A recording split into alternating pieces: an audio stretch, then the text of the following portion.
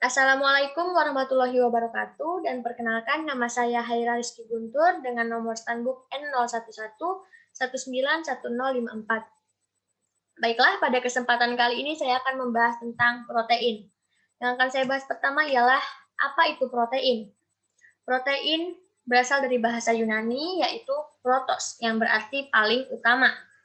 Definisi dari protein itu sendiri ialah merupakan senyawa organik kompleks berbobot molekul tinggi yang merupakan polimer dari monomer asam amino yang saling berhubungan satu sama lain dengan ikatan peptida.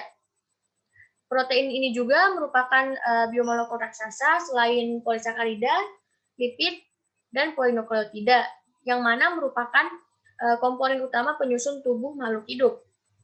Lalu kita akan membahas apa aja sih sifat-sifat dari protein ini.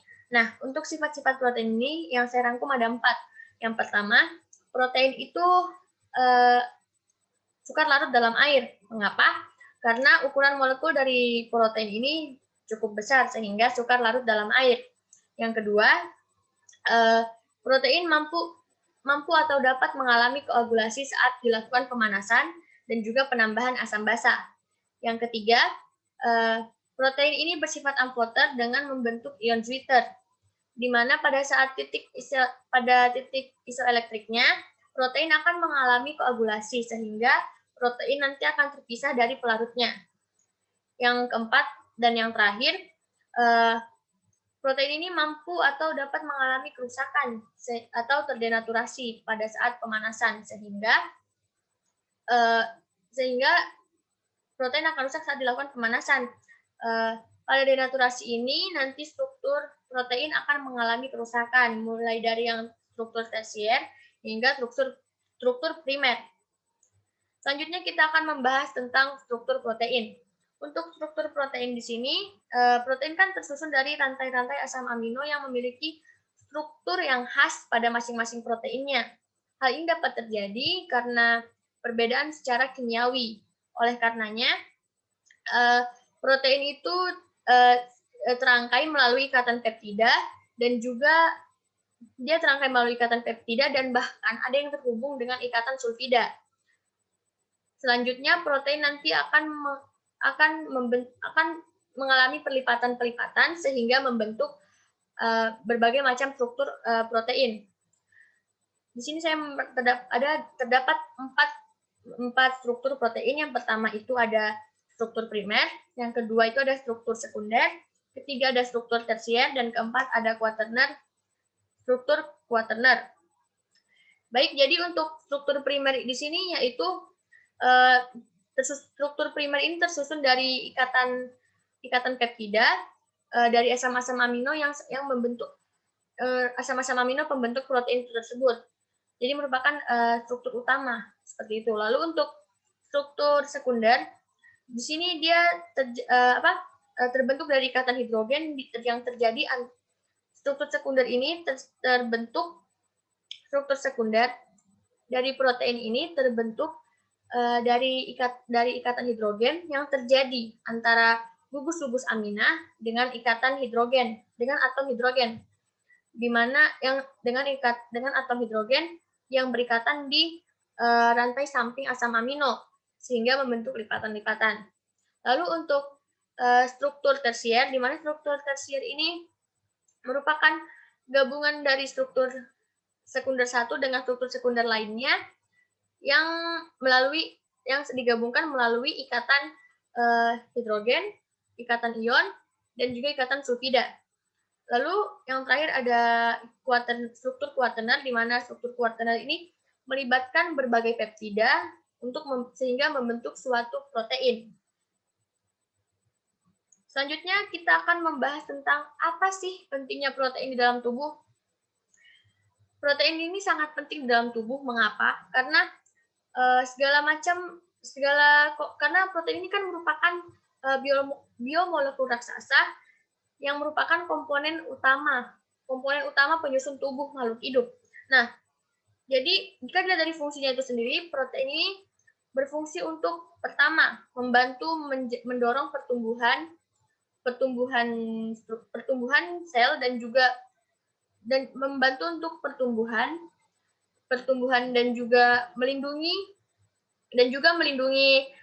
struktur sel, jaringan bahkan organ dalam tubuh.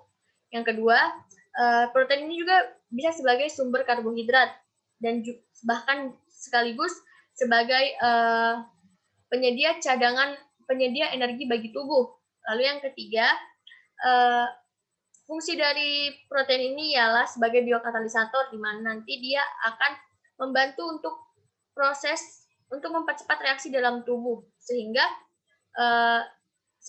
lebih cepat tubuh untuk metabolisme seperti itu. Lalu yang keempat, itu fungsi protein ialah sebagai buffer, di mana dia akan tetap menjaga keseimbangan asam basa dan juga cairan di dalam tubuh. Lalu untuk asupannya itu sendiri, protein yang masuk ke dalam tubuh itu harus tercukupi, di mana untuk orang dewasa tingkat asupan proteinnya itu sekitar 0,75 gram per kilogram berat badan dalam satu hari. Sedangkan untuk anak-anak yang sedang mengalami masa pubertas membutuhkan 1,0 gram per kilogram berat badan per harinya. Sedangkan pada masa pertumbuhan cepat dibutuhkan tambahan protein sekitar 50%. Baiklah, selanjutnya kita akan membahas tentang jenis protein, di mana jenis protein ini terbagi lagi menjadi dua.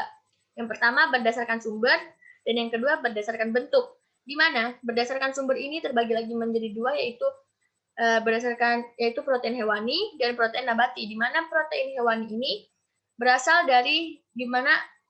ini merupakan protein yang berasal dari hewan.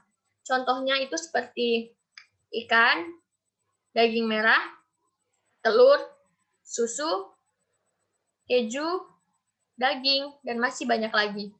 Sedangkan untuk protein nabati itu diperoleh dari tumbuhan, didapatkan dari tumbuhan. Contohnya itu seperti kacang-kacangan, jamur, dan masih banyak lagi. Selanjutnya kita akan membahas tentang jenis protein berdasarkan bentuknya. Untuk jenis protein berdasarkan bentuknya ini terbagi lagi menjadi dua, yaitu protein globular dan protein fibriler. Di mana protein globular ini merupakan protein yang tersusun dari rangkaian asam amino berlipat, sehingga berbentuk seperti bulat padat. Contoh dari protein globular ini adalah enzim. Sedangkan yang kedua yaitu protein fibriler atau serabut, merupakan jenis protein yang tersusun dari rangkaian asam amino memanjang. Contoh dari protein fibriler ini ialah keratin dan juga kolagen. Selanjutnya kita akan membahas penyakit terkait protein, di mana di sini saya mengambil dua contoh, yaitu penyakit marasmus dan juga kwashiorkor, di mana kedua penyakit ini disebabkan oleh kurangnya asupan protein ke dalam tubuh. Kedua penyakit ini biasanya diderita oleh anak-anak dan juga bayi, di mana untuk penyakit marasmus, gejala yang terlihat ialah anak akan terlihat kurus dan juga rambutnya agak kemerahan. Lalu untuk penyakit marasmus ini sangat fatal, merupakan penyakit yang fatal. Mengapa? Karena penyakit marasmus ini dapat menyebabkan penurunan berat badan dan juga dehidrasi.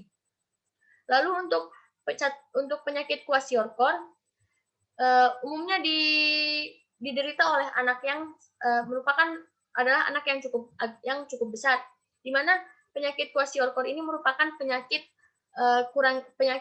gizi buruk dengan gejala di mana anak nanti akan mengalami pembengkakan pada perutnya akibat dari retensi cairan, dan juga pada kulitnya akan mengalami borok, di mana borok ini akan sulit untuk disembuhkan atau lama akan pulih, tak kunjung sembuh, seperti itu. Untuk kedua penyakit ini memiliki gejala umum, yaitu seperti kelelahan,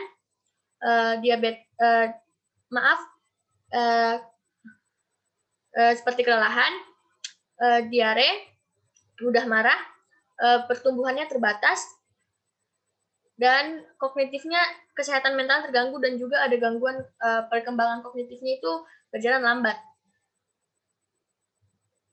Baiklah, mungkin itu saja yang dapat saya sampaikan terkait materi protein yang sudah saya jabarkan, yang saya pahami. Mungkin dalam penyampaian saya masih banyak kekurangan dan juga masih banyak hal yang masih harus saya perbaiki. Oleh karena itu kurangnya saya mohon maaf. Assalamualaikum warahmatullahi wabarakatuh. Dan terima kasih.